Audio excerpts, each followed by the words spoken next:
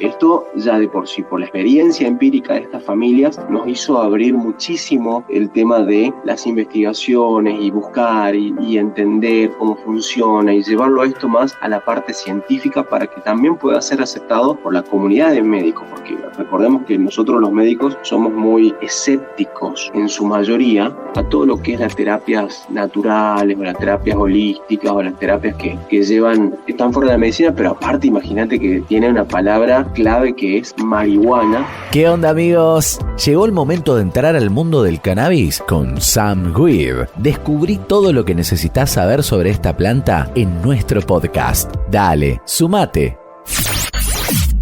Buenas, amiguitos, bienvenidos. Por suerte y tanto se hizo esperar este segundo capítulo de Sam Weed, Educate y Eleoate. Con nosotros en este gran capítulo vamos a tener a un gran invitado, pero antes quiero recordarte nuestro capítulo 1 que nos podés encontrar en Spotify como Maximiliano Alfonso. Nos pueden seguir a través de nuestras redes sociales, @DJMaxi22 o @OpenInTheMix, que es nuestra productora. Un beso muy grande a Rusito, que fue nuestro invitado anterior, en el cual hablamos sobre la Copa y Cata, todo lo que representa esto, cómo se realiza, en su experiencia como juez, y la verdad tuvimos una experiencia muy grata y muy buena. Bienvenidos a Sam Weed. ¿Cómo estás, amigo? Espero muy bien y que se viera un episodio con el Doc. Te hablo para desearte muchísimos éxitos, que explote eso y educate y elevate. Nada, amigo, muchos éxitos, muchos éxitos. Que tengas un lindo día, amigo. Que vaya súper bien, eso va para adelante.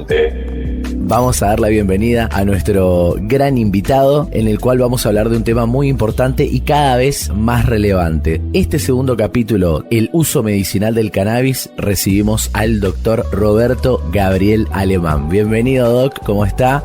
Hola, muy buenas, ¿cómo va todo? Un gran saludo a todos los que están escuchando este podcast. Esperemos que estemos a la altura de responder todas las preguntas, que ya vi tu cuestionario que está bastante completo, así que bueno, vamos a darle. Hicimos como un sondeo bastante centralizado, bueno, nada, en este rubro del cannabis medicinal, que hasta con la palabra medicinal y todo sigue siendo estigmatizado incluso. Así es.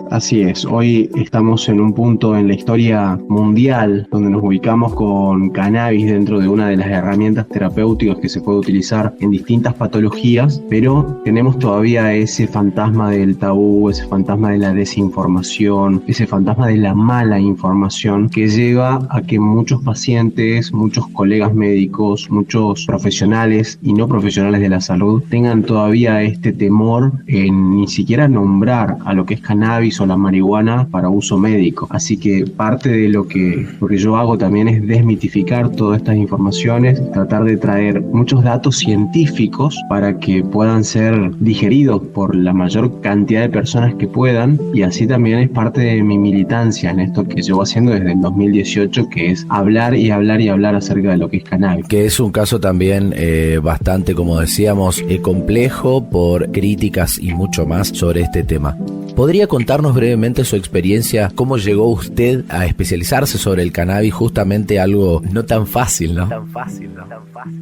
Valga la redundancia, me voy a presentar un poquito como para que la gente Perfecto, preséntese, Doc. De dónde vengo, qué es lo que hago y bueno, y ahí este es su espacio. Un poquito de cómo llego acá. Bueno, mi nombre es Roberto Alemán, yo soy médico, yo soy especialista en clínica médica, yo soy experto en lo que es endocannabinología, que es la especialidad que se dedica a los tratamientos enfocados en modular lo que se llama el sistema endocannabinoide. Y una de las herramientas que utilizamos para modular el sistema endocannabinoide son los fitocannabinoides que están dentro de la planta de cannabis. Para decirlo más en castellano, yo lo que hago es tratamientos con cannabis en lo que se llama cannabis medicinal. Soy experto en lo que es dolor y cuidados paliativos, la rama en la cual yo aplico en su mayoría los tratamientos con cannabis. ¿Y cómo llegué hasta acá? Bueno, desde que yo terminé mi residencia en el año 2018-2019, comencé a tener contacto con un montón de pacientes dentro de lo que iba a ser mi subespecialidad, que es cuidados paliativos, con dolor crónico, con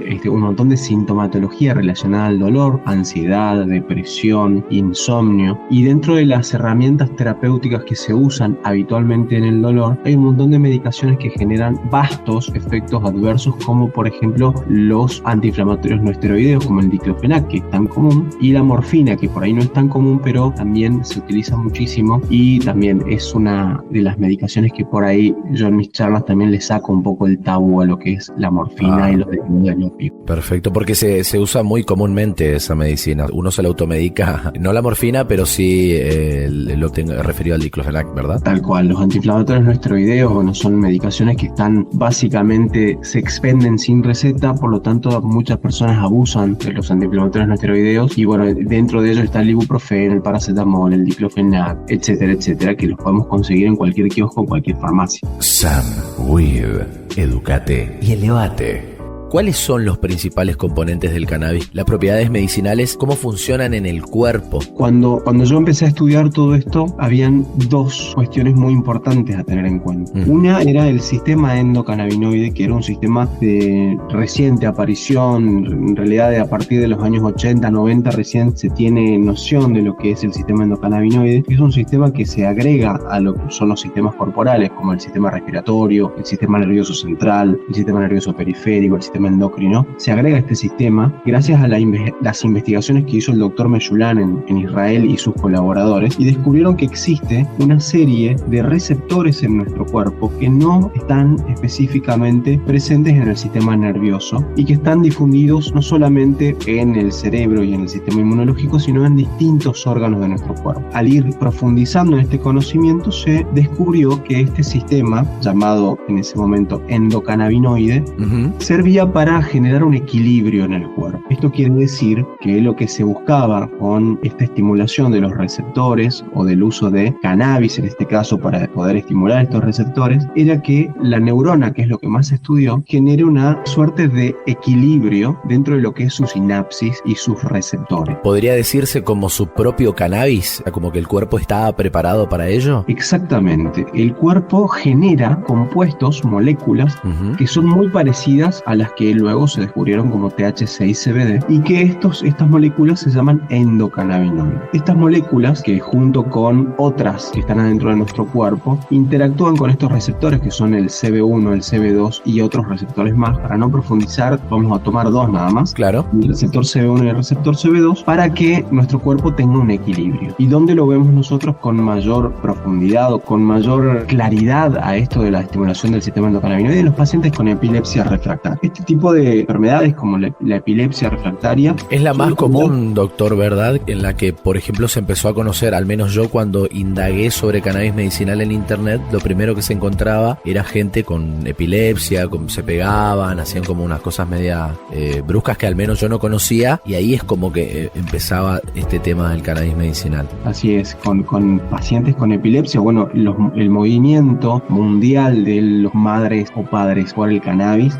surgió así porque se empezó a utilizar en pacientes donde la medicación habitual no generaba ningún cambio positivo en ellos, y fueron buscando, y esto no solamente con cannabis, sino con un montón de plantas, con un montón de terapias, pero con cannabis resultó ser que dieron en la tecla, y a estos pacientes, al realizar un autotratamiento, porque en ese momento, imagínate, estamos hablando de los años 80, años 90, principios del 2000, no existía tanta evidencia científica. Entonces toda esta evidencia era más que nada empírica, y cultivar para hacer un aceite para algún familiar o para algún conocido era ilegal, y por supuesto que era perseguido por la ley en muchos lugares del mundo. Entonces la experiencia de estos padres y madres que cultivaron para sus hijos, que hicieron aceite para sus hijos, llegó a la conclusión de que funcionaba, y funcionaba muy bien, los compuestos del cannabis para disminuir las convulsiones de los pacientes con epilepsia. Recordemos un poquito, o sea, como para que yo les refresque, los pacientes con con epilepsia usan algunas medicaciones que le mejoran la presencia de convulsiones, pero cuando esos medicamentos no funcionan se llaman epilepsias refractarias. Varios estudios clínicos donde se comparó placebo, que significa placebo, que es una medicación que no tiene un efecto directo sobre la enfermedad, versus CBD, se empezó a estudiar clínicamente y ahí se comprobó todo esto que yo les decía, de que el cerebro tiene receptores para CBD y para THC, que son las moléculas que generan el cannabis, y esto generó que el umbral, que esto es el umbral de excitabilidad de la neurona, que esto es cuando, imaginemos en un momento una gelatina. Cuando uno toca una gelatina, esa gelatina se va a mover. Sí. Bien. Cuando la gelatina está más dura, hace falta que yo la toque más fuerte para que se mueva. Eso quiere decir que el umbral de movimiento de la gelatina está mucho más alto. Pero cuando la gelatina está más blanda, apenas yo la toco, la gelatina se mueve y no deja de moverse. Es una analogía muy parecida a lo que sucede con la epilepsia y con otras situaciones de salud mental, donde la neurona, al estar tan receptiva a estímulos, puede desencadenar convulsiones. Entonces, imagínense que un paciente con epilepsia refractaria tiene esa sensibilidad como una gelatina blanda. Entonces, cualquier estímulo la estimula y genera la convulsión. Se ha demostrado con el uso de cannabinoides que ese umbral empieza a subir, por lo tanto, esa gelatina se va haciendo cada vez más dura. Entonces, un estímulo para generar una epilepsia o para generar una convulsión, tiene que ser mucho más potente. Y esto hizo, a la larga, este tipo de pacientes tengan una mejoría en su calidad de vida porque llevaban días, semanas, meses sin tener convulsiones, y esto les llamaba muchísimo la atención a los padres y decían, empezamos con cannabis y es totalmente otra persona, ahora habla, ahora conversa, ahora está más conectado. Exacto. Ahora tenemos un hijo. Entonces, esto ya de por sí, por la experiencia empírica de estas familias, nos hizo abrir muchísimo el tema de las investigaciones y buscar y entender cómo funciona y llevarlo a esto más a la parte científica para que también pueda ser aceptado por la comunidad de médicos, porque recordemos que nosotros los médicos somos muy escépticos en su mayoría a todo lo que es las terapias naturales o las terapias holísticas o las terapias que llevan... Que están fuera de la medicina, por así decirlo. Están fuera de la medicina, pero aparte imagínate que tiene una palabra clave que es marihuana, que ya de por sí en la facultad nos enseña a nosotros que la marihuana es una droga y que atenta contra la salud pública. Entonces es un desafío gigante ponerse a estudiar esto y entenderlo y poder mostrárselo a las personas que están en contacto con los pacientes. Y esto es lo que explica cómo funciona el CBD y el THC en el cuerpo. Esto más que nada, que es lo que más se estudió, fue en epilepsia refractaria. Pero este modelo, igualito, así como yo te lo expliqué con la gelatina, sí, se puede ver en lo que es el dolor crónico y también en lo que son las enfermedades autoinmunes o en las enfermedades neurodegenerativas. ¿Podría explicar cómo el cannabis puede ser una alternativa en los tratamientos convencionales para este caso, no dolor crónico, por ejemplo? Por supuesto. De hecho, el cannabis hoy en día se utiliza como una herramienta terapéutica enfocada en mejorar la calidad de vida, porque no solamente tiene un efecto analgésico, sino que también tiene un efecto ansiolítico, mejorador del sueño y conciliador del descanso, y además genera aumento de lo que se llama reducción de la hiporexia, o sea, un aumento del consumo de alimentos en pacientes que tienen dolor, porque el dolor, cuando es un dolor crónico, me va a generar efecto negativo sobre toda la vida del paciente, desde su psiquis, desde su interacción con sus pares, hasta su sueño, hasta su forma de alimentarse, hasta su forma no de querer dormir. comer, es como que ahí surge una depresión, por así decirlo. Sí, puede ser depresión, puede ser ansiedad, puede ser un montón de situaciones relacionadas a la salud mental, y el cannabis ha demostrado tener una respuesta para la mayoría de los síntomas de los pacientes que tienen dolor crónico. Obviamente que no es una medicación de primera línea, ¿sí? Cuando uno realiza un abordaje terapéutico de un paciente con dolor, tiene que prestarle mucha atención a un montón de otras cuestiones que van relacionadas a los tratamientos previos que haya realizado y también cuánto sabe de lo que está haciendo. Un paciente viene con una medicación ya habitual y que genera un efecto positivo y que está bien medicado, y a veces no hace falta colocar cannabis, pero se le da la posibilidad de que puedan elegir el cannabis en cuanto a ese tipo de medicamentos no hagan más efectos o tengan efectos adversos indeseados. Aparte de ser la epilepsia y en los que son dolores patológicos también antes, ¿no?, de que suceda esto positivo en el cannabis medicinal, que se conozca más, yo lo veía por ejemplo en una serie de médicos que se nombraban cannabis cannabis o surgía esta medicina ya hace tiempo cuando venía un paciente oncológico, cuando trataban efectos secundarios de la quimioterapia, antes de conocer también como que peleaban cabeza a cabeza la epilepsia y lo que se ha referido con el cáncer también. Ahí veía yo, por ejemplo, que se usaba mucho el tema canábico. Últimas investigaciones del momento hablan de que hay un montón de potencial dentro de lo que son las moléculas, ya hablando moléculas aisladas. Por ejemplo, THC ha sido estudiado en modelos preclínicos en ratones con un tipo de cáncer que es un cáncer de mama, HER2 así se llama, y se ha descubierto que la molécula de THC lo que genera es una reducción del tumor y genera desaparición de la metástasis. Entonces, el potencial terapéutico que tiene el THC en cáncer de mama todavía está siendo estudiado, pero es altísimo y es muy prometedor. Pero al mismo tiempo, esto es como para no confundir también a las personas y no darle como que el cannabis es una panacea y también tiene algún tipo de mala prensa cannabis, ¿no? Pero para poner los pies en la tierra, hay estudios también preclínicos que han demostrado que THC genera un aumento de la proliferación de algunos tipos de cáncer en colon. El cáncer colorectal por ahí no puede ser tratado con cannabis. Estamos hablando de todos preclínicos, ninguno es hecho en humanos, son todos en animales de laboratorio. Y el THC ha demostrado que no es efectivo en este tipo de cáncer. Por eso siempre está bueno, antes de empezar cualquier terapia con cannabis, que las personas puedan consultar con un profesional que esté formado en el tema y que los pueda guiar. Obviamente que dentro de lo que es cáncer, vamos a tener el cáncer de por sí, o sea, la tumoración, lo que está pasando con el cuerpo y todo lo que está alrededor, también lo podemos tratar con el cannabis, porque alrededor está el dolor crónico y lo que habíamos hablado recién, el tema de la ansiedad, el miedo, la depresión. Ahí automáticamente se inundan las enfermedades mentales, ¿no? Que son las que usted nombró y que también a raíz de cualquier tipo de enfermedad, no sea paciente oncológico, también se desatan todas estas cosas. Exactamente. Usted habló del THC, que es raro, ¿no? Porque la mayoría de por ahí de médicos o de todos anteponen el CBD. ¿Cuál es la diferencia? O sea, CBD y THC, entre estos dos compuestos. O sea, ¿cuál es más recomendable o cuándo es más recomendable? ¿En qué casos uno sobre el otro, no? Porque son algo que se escucha mucho, CBD, THC, y que más el CBD es el que se lo relaciona, entre comillas, ¿no? Con el cannabis medicinal, y al THC como que es más de uso recreativo. Sí, acá en la parte medicinal, todo lo que se sabe de cannabis, ninguno de los dos es excluido de la lista de moléculas terapéuticas. Los dos son terapéuticos, ¿sí? Las situaciones clínicas en las cuales se puede utilizar van a ser diversas y van a depender de cada paciente, pero básicamente si nosotros queremos generar un efecto donde el cerebro aumente su umbral relacionado a lo que es epilepsia refractaria, relacionado a lo que es Parkinson, lo que es Alzheimer, todo lo que es enfermedades neurodegenerativas, se puede utilizar tranquilamente CBD. Muy bien.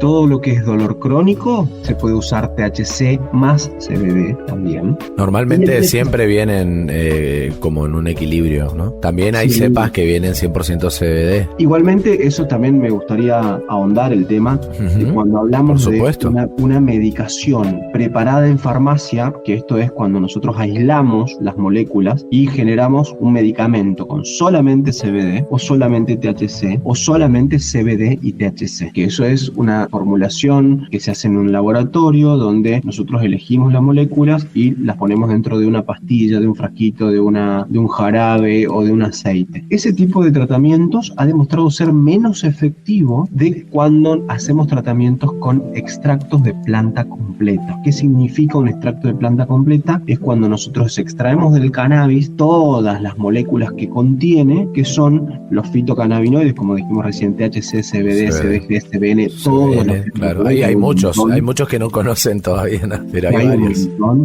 ¿Te preguntás qué hay más allá del cannabis? En Some Weed nos sumergimos en un viaje de descubrimiento para explorar todos los rincones de esta planta fascinante. Hay como 114 fitocannabinoides descubiertos hasta el momento y que se siguen sumando, pero sumados a esos fitocannabinoides están los terpenos, los sesquiterpenos, los flavonoides y los fenoles que tiene la planta, que también cada uno de ellos ya ha sido estudiado previamente y tienen efectos sobre el sistema endocannabinoide y sobre algunos sistemas donde hay receptores específicos para este tipo de moléculas. Por lo tanto, cuando nosotros analizamos esto de que por qué el THC y el CBD aislados me dan menos efecto que el THC y el CBD sumado a las otras moléculas, llegamos a la conclusión de que lo que genera mejor efecto terapéutico es el conjunto de las moléculas. Y ahí llegamos a lo que es el efecto séquito, que también ha sido descubierto por el doctor Mechulam en Israel, que es por esto, comparar los elementos aislados del cannabis versus los elementos compuestos por todas las moléculas que genera la flor. Y esto es importantísimo porque a la hora de realizar un tratamiento con todas las moléculas de la planta, vamos a enfocarnos en lo que es la fitoterapia más que nada y vamos a olvidarnos un poquito de lo que es los miligramos por mililitro o cómo indicar un medicamento y vamos a adentrarnos en lo que es la terapia fitocanábica. Entonces vamos a ir guiando a los pacientes en dependencia de qué fenotipos se utilizan. Imagínate, la planta de cannabis son como las rosas. Las rosas tienen distintos colores, distintos tamaños, olores, ahí todo, sí. Aromas. Y esto pasa lo mismo con la planta de cannabis, van a tener distintas proporciones en sus elementos terapéuticos. Y está ahí en cada médico elegir cuáles son los elementos que vamos a preferir para cada patología y poder indicarle a cada paciente. ¿Qué formas de administración del cannabis medicinal existen? ¿O cuáles son las más efectivas, por así decirlo, en distintas condiciones? Y acá, en esta pregunta está buenísima porque nos pone en jaque en el hecho de consideramos que el cannabis fumado es un tratamiento y ahí yo te voy a decir que no. Edúcate y elevate. No se considera el cannabis fumado como un tratamiento. Atenti. Por dos razones. La primera razón es que cualquier sustancia que se queme, que genere un humo, ¿la combustión? Ingrese a nuestro cuerpo, la combustión de cualquier sustancia vegetal, estoy hablando de tabaco, estoy hablando de cannabis, estoy hablando de la leña, estoy hablando del fuego que uno hace para poder calentar, no sé, una pava o para hacer un asado al fin de semana. Ese humo, crónicamente ingresando a nuestros pulmones, nos genera un efecto inflamatorio y nos generan un montón de factores proinflamatorios que a la larga nos puede generar bronquitis crónica, EPOC, cáncer de pulmón, enfermedades cardiovasculares como hipertensión arterial, aterosclerosis, infartos, ACV. Esto está demostrado más que nada con lo que es el consumo de cannabis, con el consumo de tabaco, claro, de forma crónica. Pero digamos, no estamos muy lejos porque los compuestos de la combustión son los que generan este tipo de efecto proinflamatorio en el pulmón. Esa es una de las razones. Y la segunda razón, que yo creo que es la más importante, es que cuando uno prende fuego al cigarrillo de marihuana, al porro, la temperatura que alcanza ese porro en su punta, la que está prendida, es más de 500 grados centígrados. Y a esa temperatura, la mayoría de los terpenos, sesquiterpenos, flavonoides, fenoles, se desnaturaliza. ¿Qué significa que se desnaturaliza? Que pierde su estructura molecular por la cual fue concebido. Entonces, si yo te hago una recomendación, por ejemplo, mira, tenés que utilizar una planta que tenga bajo contenido THC, tenga más CBD, pero que tenga linalol, porque el linalol es buenísimo para reducir la ansiedad y para mejorar el descanso. Yo, si lo fumo, a ese linalol lo estoy destruyendo y nunca va a llegar a mi cuerpo a generar el efecto terapéutico que estoy necesitando. Entonces ese es uno de los factores más importantes en los que yo me centro a la hora de recomendar un tratamiento. Edúcate y elevate. Transgiversa todo, ¿no? Porque la verdad quedé anodadado escuchando y sí, tiene toda la coherencia total, lo que va de combustión. También hay muchas distintas condiciones, o sea, hay distintas formas de administración canábica, no siempre es la combustión, que creen mucho que es esa. O sea, aparte del aceite, también podría ser comidas, ¿verdad? Tal cual. Y aparte con esta explicación, yo le doy en el clavo a todas las personas que cultivan cannabis y que saben acerca de cannabis y que muchos porque son también pacientes míos, muchos, me discuten que el cannabis fumado sí puede ser terapéutico. Yo les digo que no. Y cuando les doy esta explicación que di recién, se quedan con la boca abierta y saben que tengo razón y que es una justificación para que ellos utilicen otros tipos de forma de administración que sean más saludables y que protejan mejor la planta. Porque imagínate, vos compraste la semilla fulana de tal que tiene unos terpenos increíbles, gastaste en sustrato, utilizás un buen método de cultivo. Inversión importante. Una inversión de tiempo y de dinero importante. Hiciste la cosecha, secaste, curaste, tenés unas flores, unos cogollos impresionantes.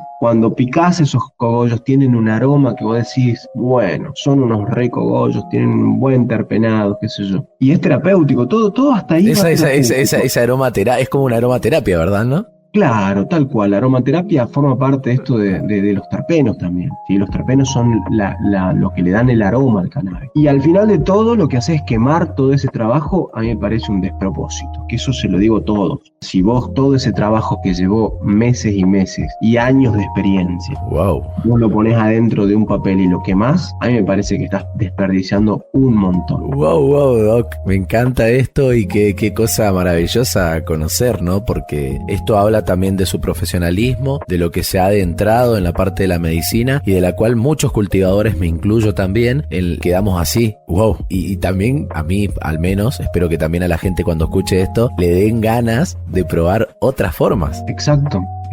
Que no sean tan nocivas, al menos. Bueno, dentro de las opciones que hay para poder administrar cannabis están la preparación de aceites, que hay un montón de recetas. Uno busca en Google o en cualquier buscador de internet receta para hacer aceite de cannabis, va a encontrar seguramente una docena. Lo más importante dentro de cada receta es tratar de cuidar todo lo que uno hace con respecto a el cultivo. O sea, como dijimos recién, tratar de evitar que se pierdan los terpenos, esquiterpenos, flavonoides, fenoles y fitocannabinoides. Y tratar de que ese extracto que uno saca de la flor sea lo más fresco posible. ¿Sí? Por eso, como usted dice, de tantas recetas que hay, también siempre te dicen, ¿no?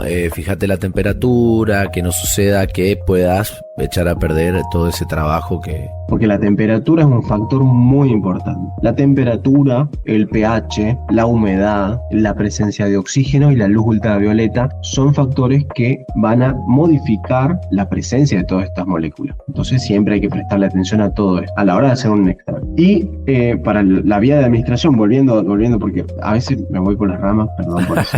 No, para eso estamos. Volviendo a las vías de administración, el aceite, el vehículo como aceite es un excelente tratamiento, un excelente medicamento para hacer un tratamiento. Lo pueden hacer en casa, hay un montón de cursos, yo dicto un curso para hacer aceite de cannabis. Perfecto. Así que, bueno, paso el chivo también. No, por supuesto.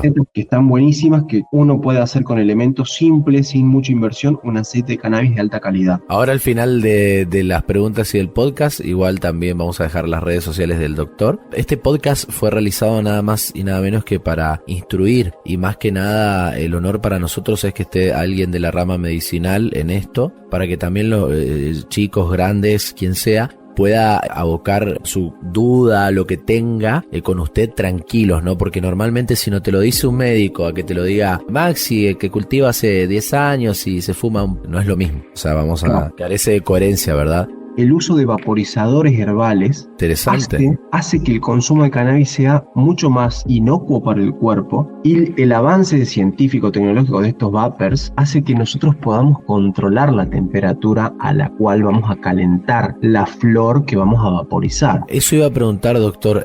Viste que hay distintos vaporizadores, porque ya viene alguno con extracción y otro que es como usted dice, que vos calculás la temperatura, o sea, llevas algo más profesional Hay un montón de vapers en el mercado. Los que yo recomiendo son los que vos tenés que poner la flor adentro del vaporizador. Bien. Que pueden llegar a ser los más baratos del mercado, porque hay vaporizadores para extracciones, para rosin, para bubble hash, para lo que se te ocurra. Pero los más efectivos son los vaporizadores herbales, donde uno pica la materia vegetal y coloca dentro del vaporizador la flor. Ese tipo de vaporizadores, que la mayoría día hay algunos que son mecánicos, donde uno tiene que calentar con fueguito en la punta. Esos no se recomienda porque no tenés control de temperatura. Bien, claro. Pero los vaporizadores que tienen control de temperatura, generalmente son los electrónicos, están muy bien diseñados porque algunos tienen 3 pasos de temperatura mínima, media y máxima, que coinciden con 90 grados, 150 y 200 grados, que son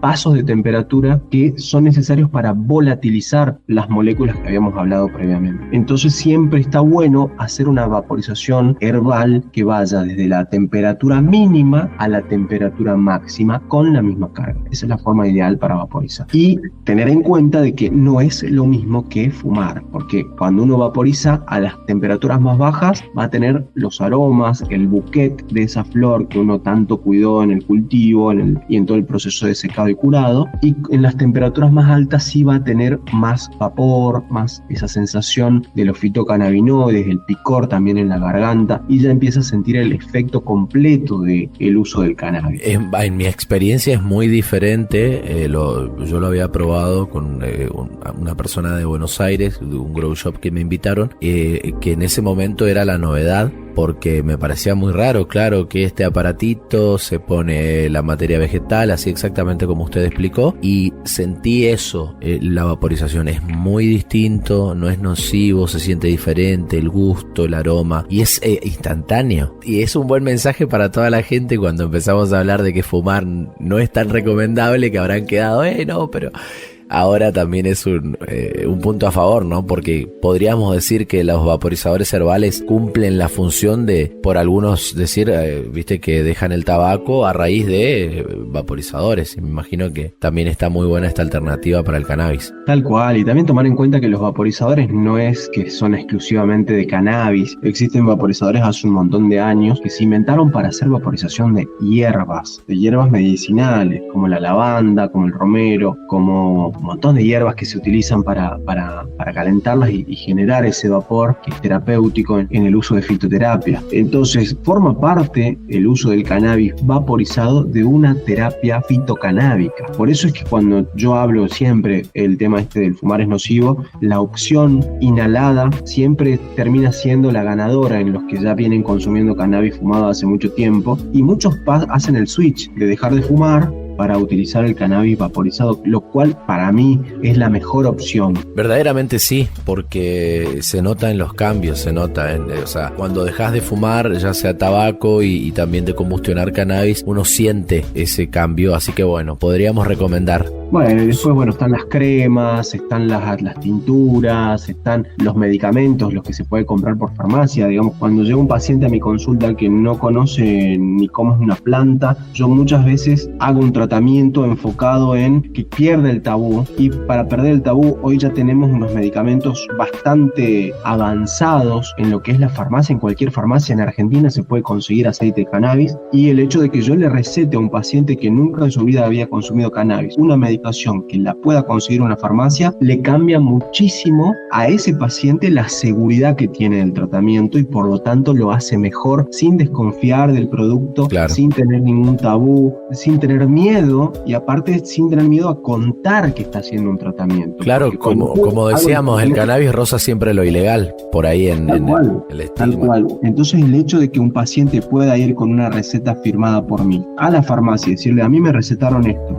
¿tienen? Sí, aquí está. Es tanto, lo pagan, lo sacan de la farmacia y lo empiezan a consumir. Es como que le abre un mundo de posibilidades al paciente y se lo cuenta al cardiólogo, al médico clínico, se lo cuenta a todos, y hace también que perdamos que se vaya cayendo de a poquito el velo del tabú con el cannabis, lo cual también hay que nombrar, y que no hay que estar en contra, porque yo veo que la comunidad canábica y está muy en contra de la industria del cannabis medicinal. Sí, que no quieren que la farmacia se entrometa, hay mucho, pero yo estoy a favor en el sentido de que podría investigarse más. Exactamente, pero tenemos que tener una opción farmacéutica, sí o sí, de los aceites. Por más de que no se demuestre que tengan efecto séquito, por lo que dijimos antes, porque son fitocannabinoides aislados, pero nosotros necesitamos tener esa herramienta para poder desmitificar también y poder decir a otros colegas que no están en la materia, decirle, nosotros podemos recetar un aceite de cannabis de farmacia aprobado por ANMAT. Ojo, porque después decirles a los pacientes que tienen que ir a conseguir un aceite o tienen que primero cultivar para poder tener un aceite, también es todo un tema y hacen que no cumplan con el tratamiento. Y no, porque tampoco no todos son cultivadores, es un trabajo que también genera otro trabajo, que ahí vendría lo que ya se conoce como ReproCan, ¿no? La autorización, la consulta médica también, para que uno pueda cultivar. Sí, es todo un proceso, digamos, para poder cultivar y generar tu propia medicina. Tenés que tener la autorización, tenés que saber cultivar, porque no todos saben cultivar. El ser humano ha perdido esa conexión con la tierra también. Es cierto. De no saber cultivar ni siquiera un tomate.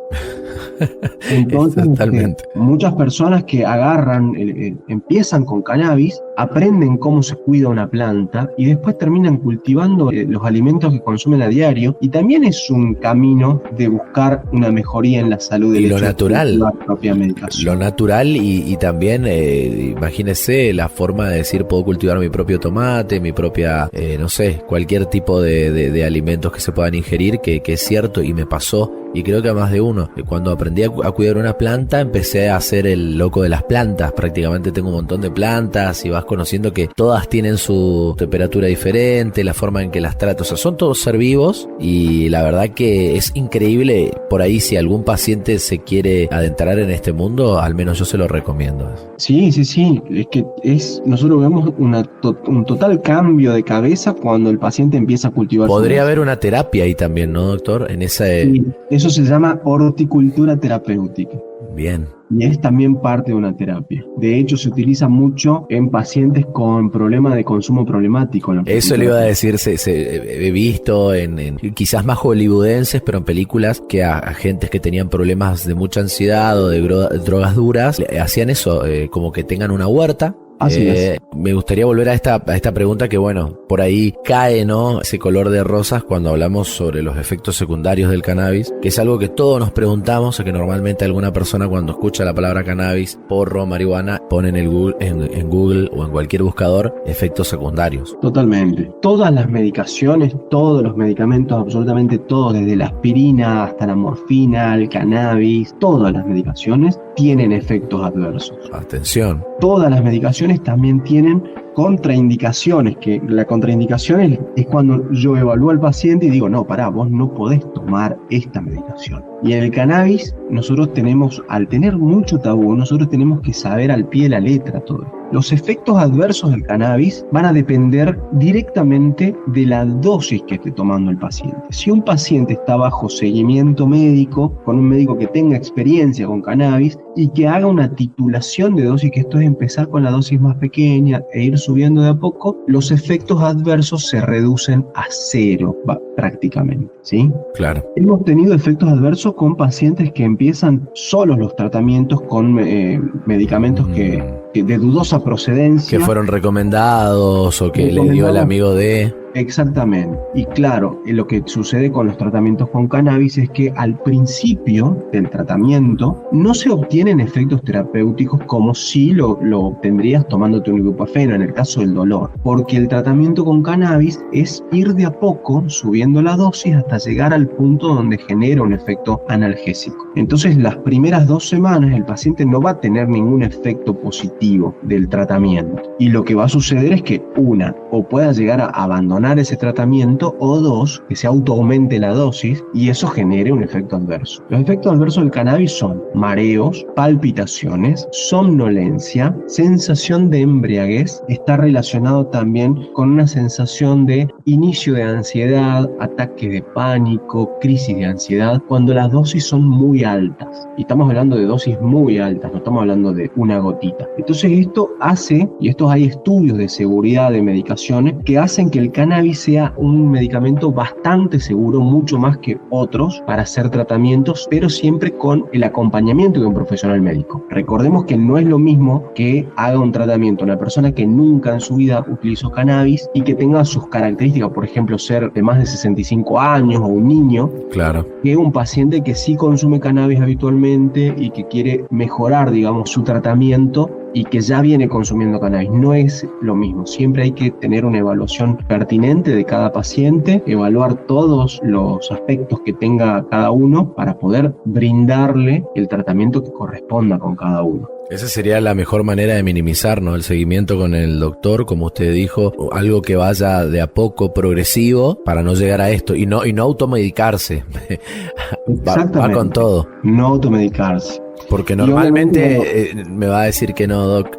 Fumate un porrito, te va a pasar, te va a bajar, y no es tan así. No es tan así. Incluso hay muchos pacientes que me consultaron porque el nieto, el hijo le dijo, no, tomá mamá, fumate un porrito, que esto te va a hacer bien. Y muchos lo hicieron, y cuando lo hicieron, después mucho tiempo pasó para que se decidan a consultar. Y cuando vienen y me dicen, sí, fumé, pero me cayó muy mal porque estaba mareado, estaba como una sensación de embriaguez. Y claro, la sensación que es el efecto que te da el cannabis fumado, que yo creo que muchos de los usuarios de cannabis que buscan el efecto recreativo buscan tener ese efecto de subidón, de pegadón, y hay que guiarlos a los pacientes para ver qué es lo que quieren. Los usuarios de cannabis que buscan el efecto recreativo buscan tener ese efecto de subidón, de pegadón. No todos quieren ese efecto de recreación, por así decirlo. Exactamente.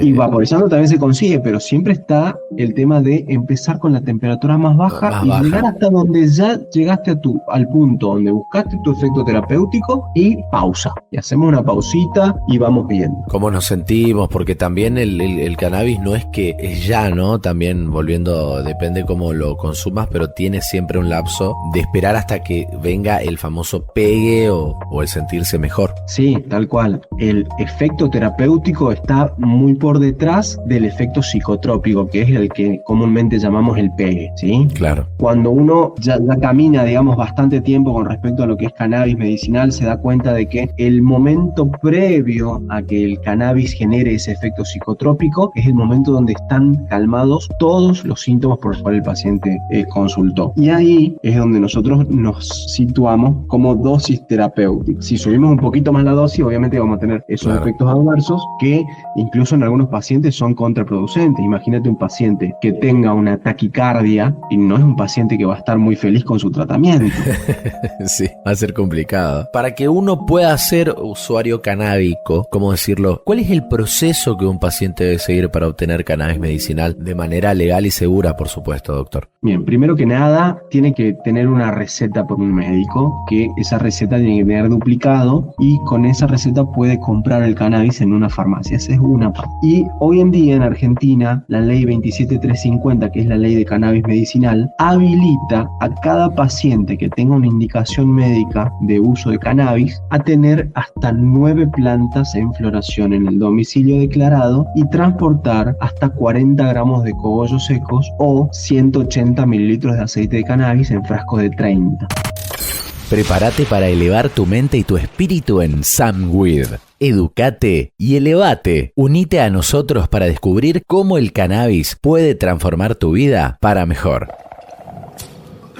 Esto es una legislación única en Latinoamérica, ahora están surgiendo otras en otros países, pero... Hubo un caso en Brasil también, pero que es muy diferente. Sí, hace poquito. Colombia ya tenía una legislación, pero que no tenía nada que ver con esta. Esta me pareció muy acertada, todo lo que hizo el doctor Marcelo Morante, junto con todo lo que es el programa de cannabis medicinal, que está desde el 2019 trabajando a full. Y bueno, con el ingreso de cada paciente en lo que se llama ReproCan, va a tener estos derechos: el cultivo de hasta 9 plantas y el transporte hasta 40 gramos de cogollos secos o 180 mililitros de aceite de cannabis. ¿Cómo hacemos para generar todo eso? Primero tiene que tener una consulta médica, y esto sí es fundamental porque, bueno, en los últimos meses hemos visto que el gobierno de Javier Milei y su ministro de Salud, el doctor Russo, han puesto hincapié en todo lo que es el registro de cannabis y buscarle el pelo al registro de cannabis. Entonces yo siempre recomiendo que la consulta la hagan con médicos que realicen realmente la consulta, consulta, porque yo conozco de todo, que hay médicos que por WhatsApp nomás le pasan los datos y te hace el registro. No hagan eso, busquen un médico que le haga la consulta, que le haga una historia clínica, que todos los datos que se carguen en el registro del programa de cannabis sean ciertos, sean bastante completos, cosa de que justifique el uso de cannabis. A ver, no es que no justifique cualquier situación de salud. Yo sé que hay pacientes que utilizan el cannabis por ansiedad, por insomnio, pero una cuestión es que yo suba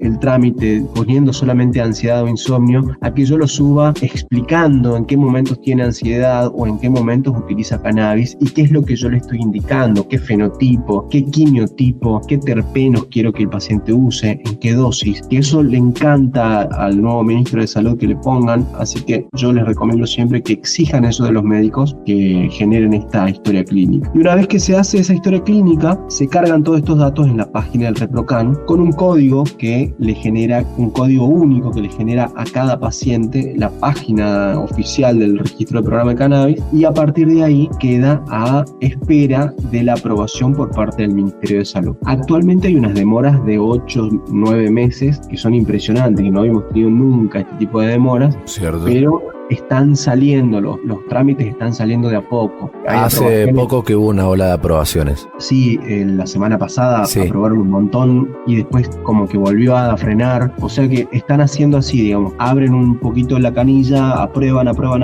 y cierran y están un tiempo sin hacer nada. Y esto se debe más que nada al recorte que hubo en el Ministerio de Salud. El programa de cannabis contaba con una cantidad de personas trabajando que hoy no están, y que las aprobaciones se hacen 40 aprobaciones por día para todo un país, imagínate. Sí, no, es imposible prácticamente llevar, y se entiende por eso también cómo se está tardando, ¿no? Eso es lamentable, al menos esperemos que eso pueda mejorar y que cada uno pueda cultivar tranquilo y segura más que nada, ¿no? Para no volviendo a rozar con lo ilegal. Exactamente, hoy tenemos un programa que la verdad que ha sido muy bueno durante los últimos años y ha visibilizado mucho la necesidad que hay en Argentina de continuar con programas relacionados al cannabis medicinal, no solamente en lo que es el cultivo y el transporte, sino también en la investigación, en el desarrollo de la industria, el desarrollo del cáñamo industrial, que es una parte importantísima de lo que es cannabis. Que ni se habla incluso, ¿no? Y que se habla re poco, sí, se habla muy poco.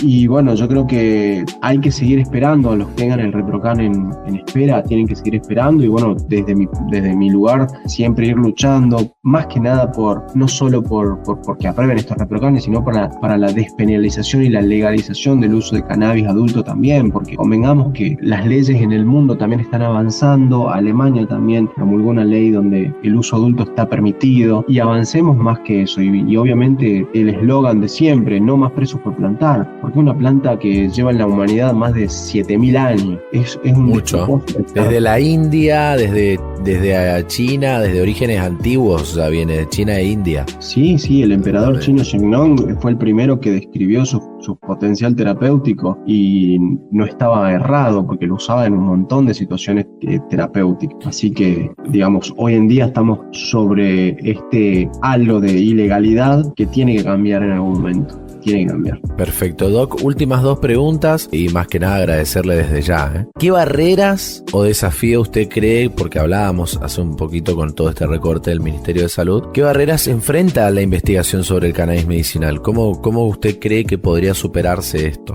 Bueno, hoy en día está todo muy pausado, pero están dadas las bases legales para seguir avanzando. Muchos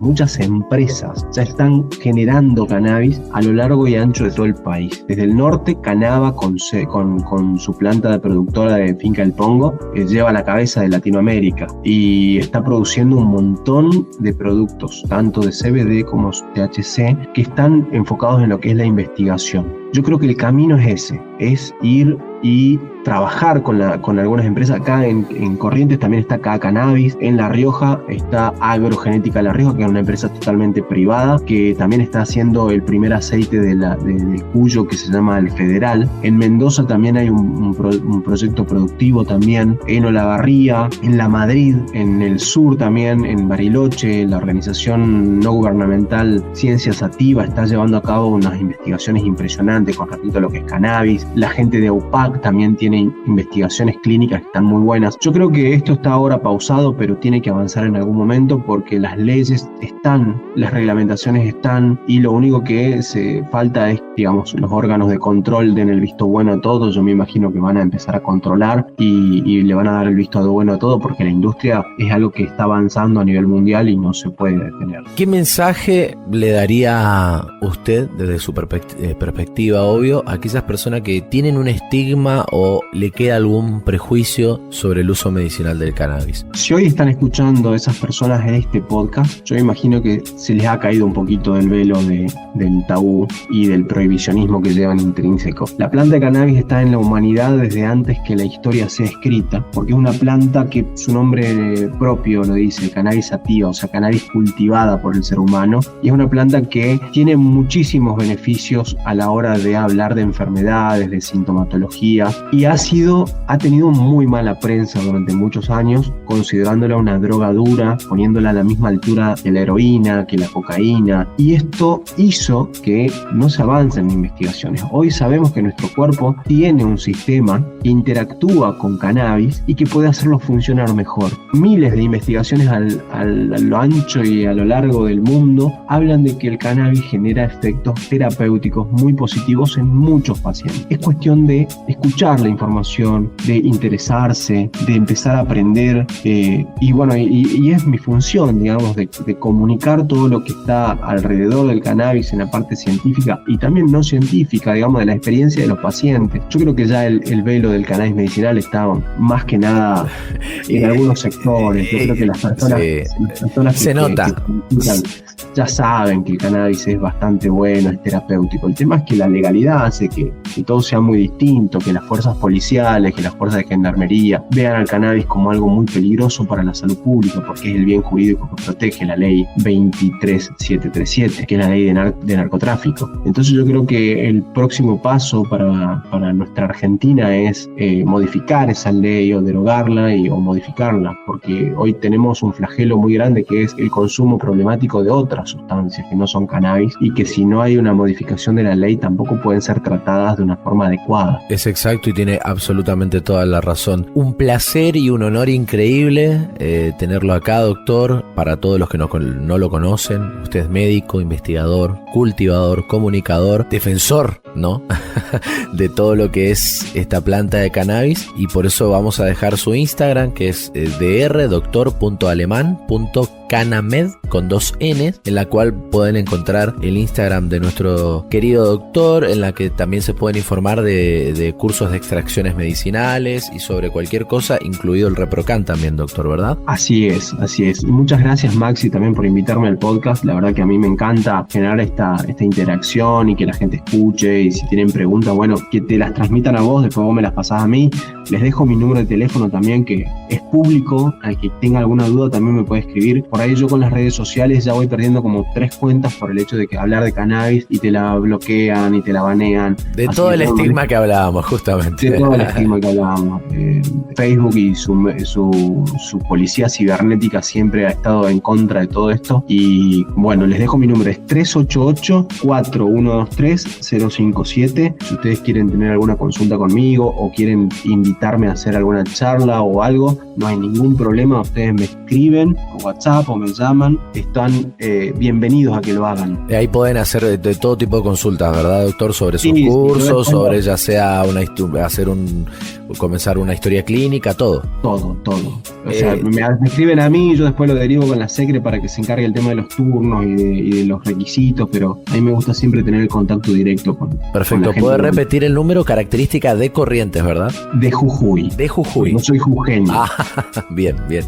¿Es? 388 ¿Sí? 4123 057. Bueno, desde ya y desde el vamos agradecemos a todos los oyentes. Some Weed es un podcast que está creciendo, que se hizo recién un capítulo 1 y en este capítulo 2, como decíamos, el honor de tenerlo al doctor Roberto Gabriel Alemán, médico, investigador, cultivador, comunicador, que está sacándole todos estos velos, todas estas dudas que teníamos sobre el cannabis. Desde ya nuevamente agradecer, doctor, por tener la gratitud ¿no? De brindar su tiempo cuando también es una persona ocupada con un montón de cosas, y quiero que sepa que esto está justo justamente hecho para esto, ¿no? Este podcast sin fines de lucro, el lucro total, por así decirlo, es que la gente pueda orientarse, que pueda saber sobre la planta, que pueda sacar este estigma y que baje también algunas cosas, ¿no? Que haya menos problemas con el narcomenudeo, con la policía, que se entienda un poco más, que se empatice más sobre este tema. Así que los esperamos en el próximo episodio, que también se va a venir. Y nada, entonces queda disponible el doctor para cualquier consulta, cualquier pregunta, que por ahí lo vamos a realizar en Instagram o lo que sea.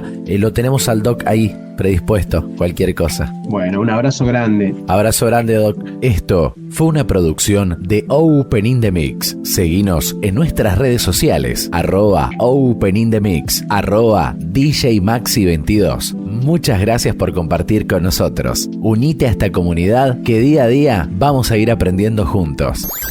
Nos veremos quizás en alguna próxima edición.